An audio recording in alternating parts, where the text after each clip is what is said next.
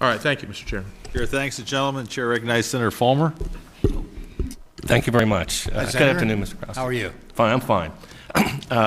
My first question is going to pertain to, it just came up, you mentioned the costing out study. Yes, that sir. the PSEA endorsed it and is in back of it. Am I correct? Yes. And you also made a statement earlier in your testimony that we need to start concentrating on things that work. Yes. Which I agree. That's great. We should be concentrating on those things that do work. Then why in the costing out study did we throw out the high-performing, low-cost school?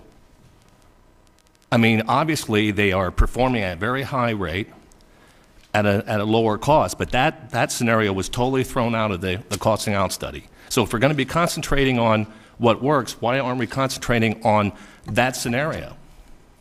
Senator, and the details of that, the only thing that PSEA endorsed when we endorsed the costing out study was a study to determine how to make our students, our schools, cost effective and drive more adequacy and more equity into the school districts. As far as that goes, PSEA had nothing to do with the actual costing out study. It was not a study done by PSEA. It was a study that was commissioned by the legislature, done by, I believe, a private entity that the legislature hired. And we did endorse the results of the costing out study, which said that we needed to work together to provide more adequacy and more equity in school funding in Pennsylvania. But in terms of the actual study, doing the study, or what was in the study or not in the study, PSEA had nothing to do with that. Well, then may I ask you, would you agree that we should be concentrating on what is working so well at that lower cost, high-performing school? I would think that we should have everything on the table that we know works for children and work with those programs. Okay, I hope you're sincere on that. And my next question goes to your testimony. In your testimony, you talked about policies needed under the section of your testimony of the Priority Schools campaign. Yes. Okay, to help schools succeed. And in that, you listed various things, and all good stuff, by the way. Safe schools, active parents, student access, healthy students, good programs, quality teachers, curriculum and such. Now, I can argue that SB 1 offers each of these recommendations.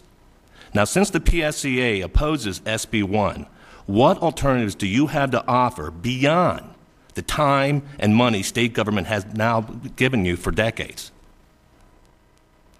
I'm not sure I understand the question, but I think that our concerns, our major concerns with Senate Bill 1 are the fact that it's a diversion of money, upwards of $1 billion, from our public schools to private parochial schools that will not have the same accountability standards as the public schools. Our biggest concern, and one of our biggest concerns, is one, there's not any financial accountability provisions. Our public schools have to account for every dime.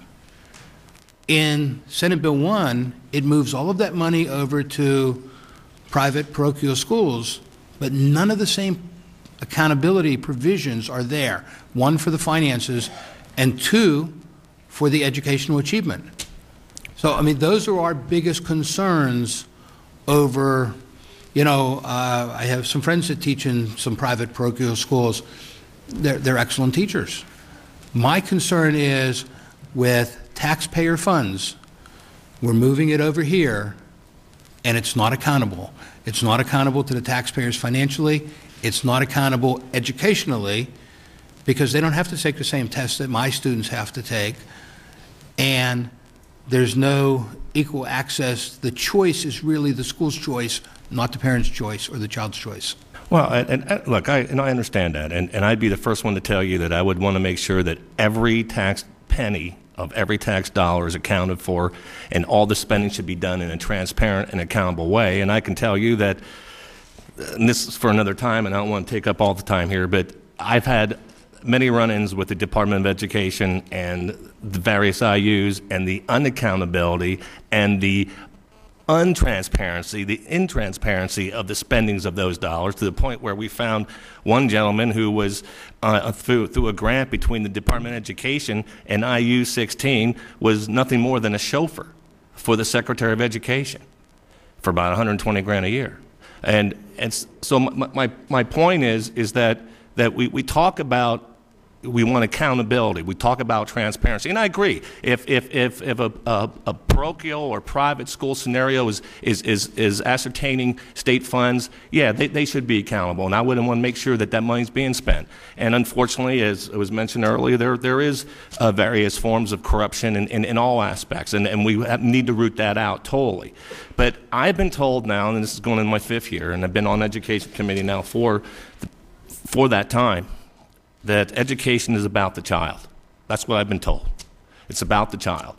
Well, I think it's time that we stop sacrificing our children on the altar of self-interest and start thinking about the child and start moving forward. And I have to tell you, that's why I'm for SB1, because I think it's not the silver bullet.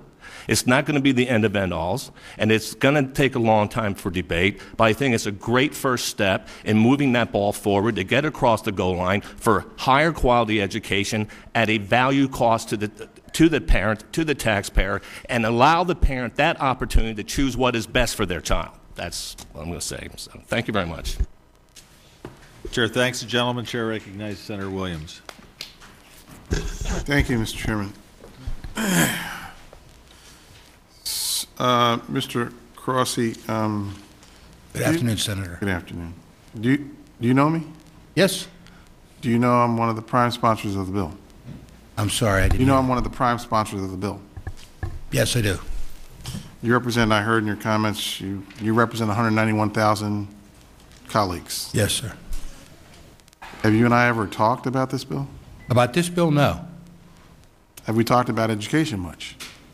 I have sat before your committee before. Have you and I talked about education?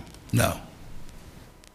I don't even begin, I mean, and I do believe you testify here, and you want me to take your testimony as credible. Absolutely. And your comments as credible. Absolutely. That isn't undermined when you have not even sat 1 minute with me to discuss the bill. I don't even know how you could begin to understand my motives, my rationale, my position. I'm a person who has voted for public education increase in funding for the last 20 years of my existence in the legislature. I'm not a person who says don't raise taxes and send it to public education. I was beat up when Casey wanted to raise taxes. I voted for them for public education. So I don't know how I'm supposed to approach the conversation. I will. I'll ask the questions, but I got to start honestly. When one says we come here and we're going to testify and we're concerned about children and we have plans and ideas, and the person who has supported your union and supported many provisions of it hasn't had one word of conversation with those who purport to be concerned about outcomes. So can you give me a perspective on that? Senator, you say I don't understand your motives. I come here and I believe your motives are completely pure, and your motives are to help every child in the Pennsylvania become successful.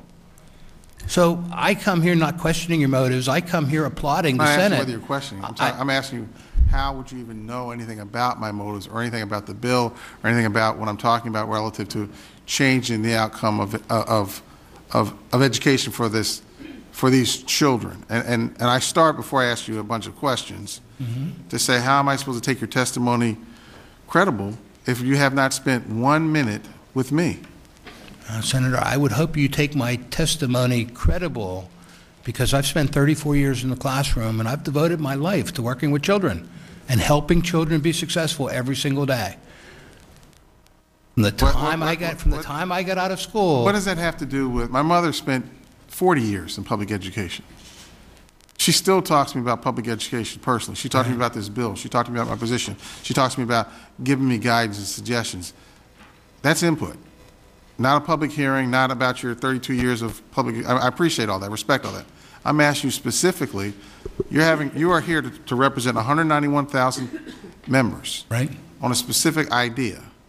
You're criticizing it. The person who supported you for 20 years of their political existence sits in front of you on one of those ideas that you disagree with, and you haven't spent 1 minute. So I'm asking you sincerely, How credible is that? Senator, I don't believe we're criticizing you personally or any of the other senators who may support this bill. We're saying that we don't think this is the right approach to helping the children I got that. who we're targeting. I got that. I'm asking you a very direct question, but you still haven't answered me. And maybe you don't have an answer.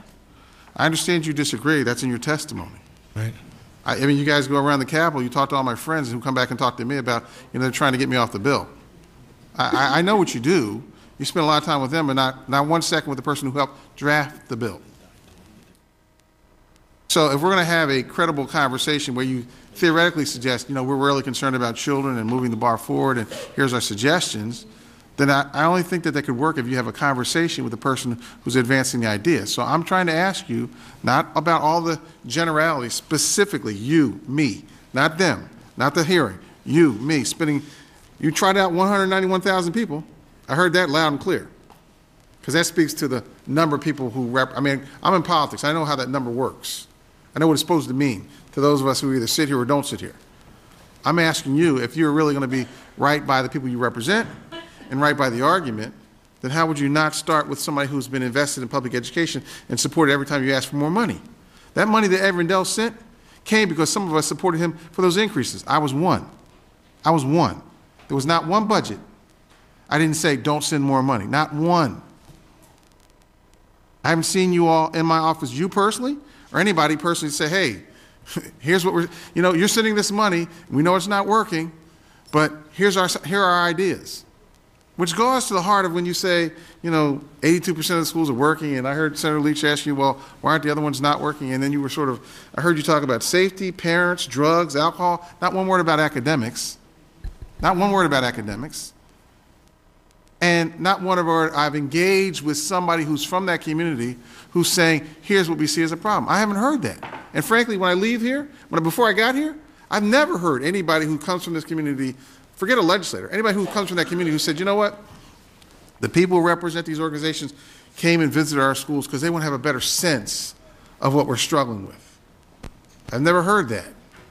Maybe you took a visit I didn't know anything about. So I'm asking you again, how credible am I supposed to take your comments today when you spend no time with me? I don't know that you're spending any time in those schools currently, or that the dialogue is genuine, other than their words on the paper to sort of support, I don't know is the answer. We just, our position is no. So I'm asking you, before I get to the questions, honestly, where is this supposed to go? Well, Senator, I can't say anything about having not been in your office before. But if you're available, I could be there tomorrow morning at 9 a.m., and I'll be glad to have a conversation with you. Okay. So we'll schedule a time, and I got that. Glad to do that, sir. So that's on your dime, not mine. So I won't be there at 9 o'clock, and I won't be here at 9 o'clock. I got another schedule. But if it's sincere, I'm sure you'll find a way to get with me. 82% are succeeding.